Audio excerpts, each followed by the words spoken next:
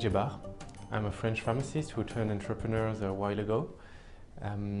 So my first venture was in medical education. Before that, I used to work for big pharma companies.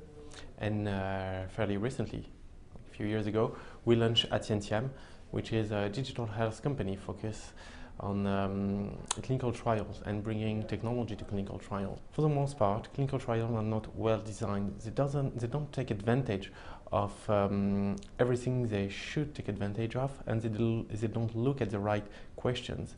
You know, it has been easier to look at biology or genetics just to tell if patients are going to be sick or not. And sometimes what matters, especially when you have drugs that cost like hundreds of thousands of dollars, it's whether patients are better. Right now you have drugs for really niche groups of patients, and so it becomes really important to be sure that for this patient you bring some value. And as value you give to patients, you need to measure that. Otherwise the FDA won't approve your drug, the insurance company won't reimburse that.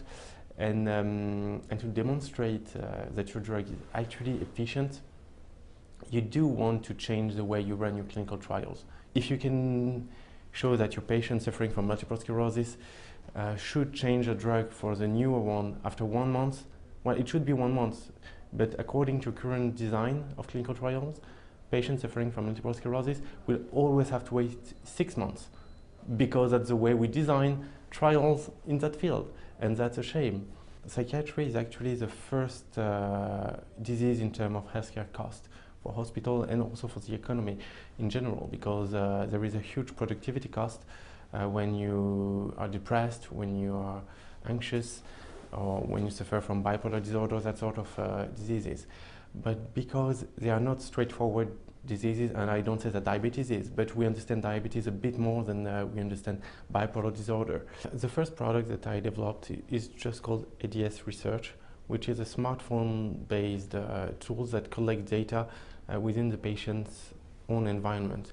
So it's going to be an app that will adapt to your own life, daily life, and ask questions depending on what's happening, where you are, what you answered, and it will try to understand what you're doing and what you're experiencing, how you're feeling, and that sort of things. And this is pretty generic. So we've used that in many trials, and our first clients were actually academia hospitals, because they were interested to use that to advance the level of research. It was a great opportunity for them. And on the diseases where we see a huge impact, like, you know, patients really can't wait to have that on the hand, and at the end of the trial they want to continue to use that because it really changes their life. We're developing standalone solutions for these diseases. And the first one will be multiple sclerosis. We will have a product on the market in 2017. It's currently under trial in France, soon in the US too.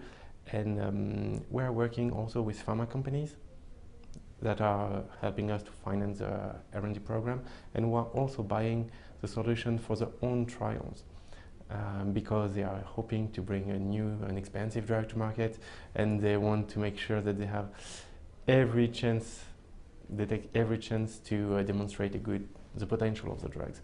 ADS Research is already on the market, and it's used by pharma companies and hospitals during their clinical trials. So they use that in various fields like psychiatry, oncology, dermatology, to assess the benefits of a treatment and to see the real impact in real life. What is the increase in quality of life? What is the increase in social life? That sort of thing that is hard to quantify.